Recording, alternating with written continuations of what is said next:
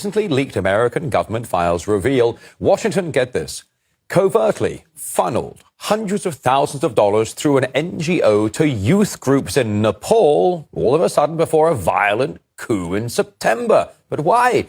Well, simply put, because of Nepal's close proximity to China and India. Let's bring you some footage here of the so-called Gen Z protests a few months ago. It erupted after authorities blocked access to social media platforms because the companies reportedly failed to abide by local regulations. Nepal's Prime Minister resigned a week after the violence began and was very quickly replaced by an interim leader chosen in an anonymous poll which registered fewer than 10,000 votes. But at the end of the day, the clashes killed 77 and thousands more were wounded.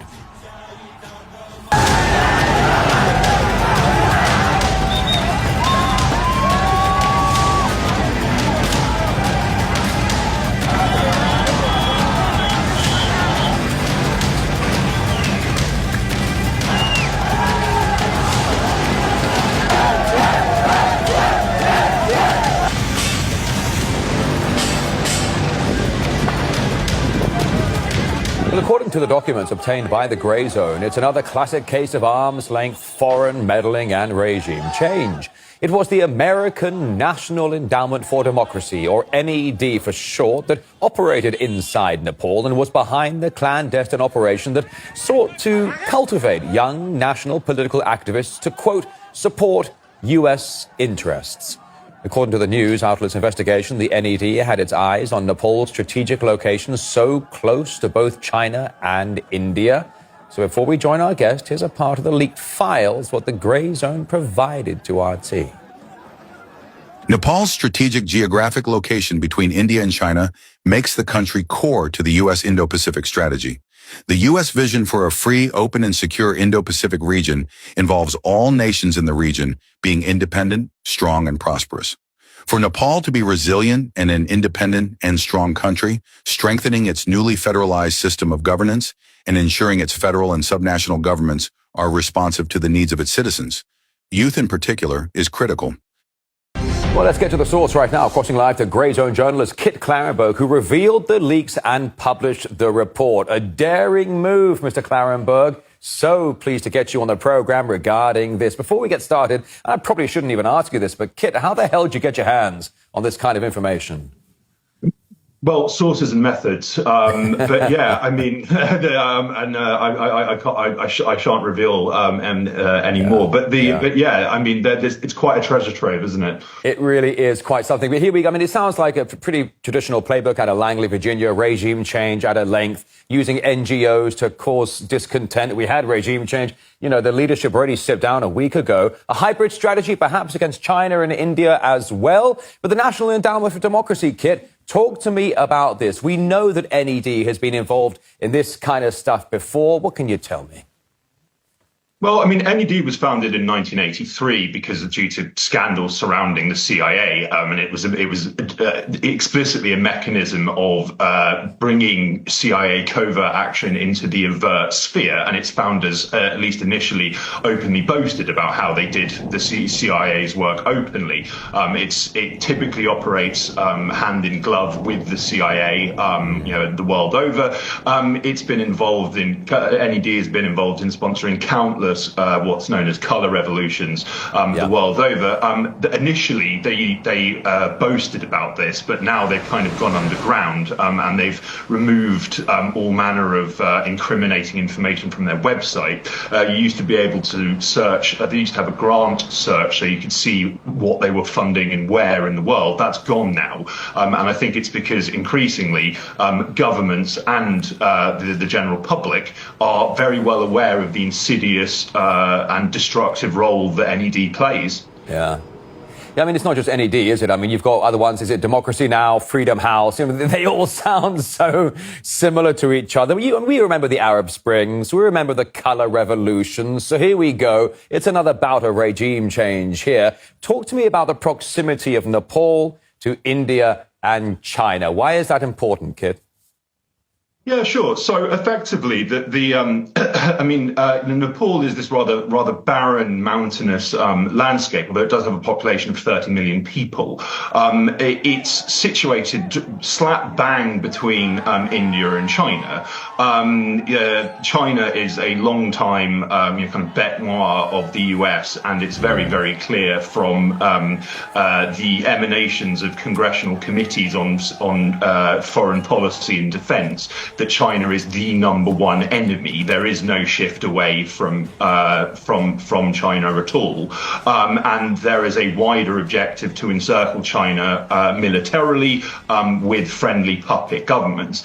Now, India, of course, in recent years, has shifted away from the US and is carving a kind of independent path in its domestic and foreign policy, which the US is not very happy about. And Trump recently stated that India has been lost to China and Russia.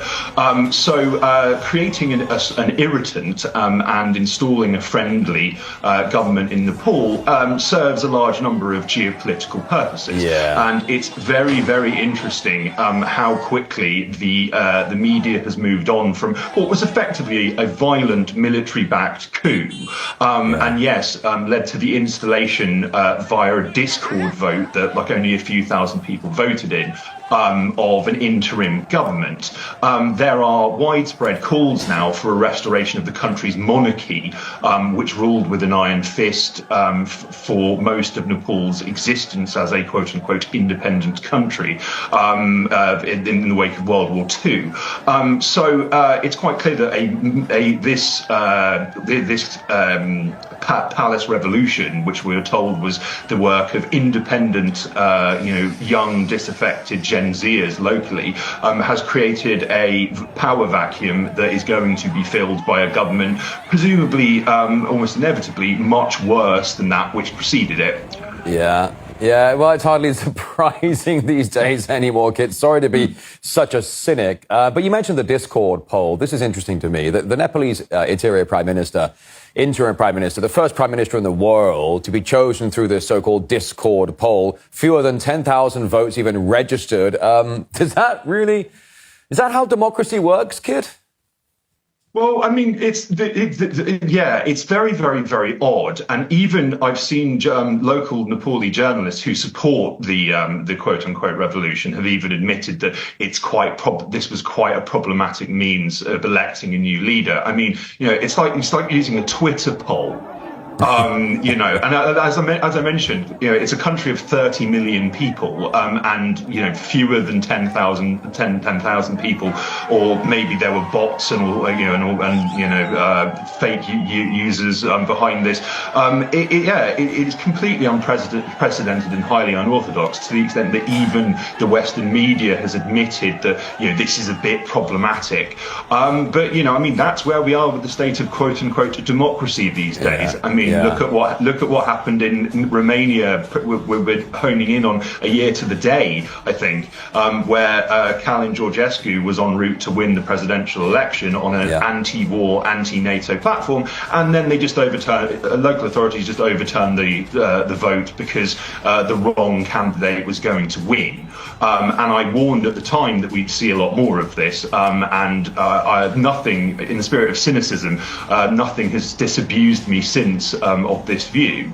Now, I think as well that we're seeing that there's an interesting parallel, like the Nepalese youth revolutionaries, NED trained and funded.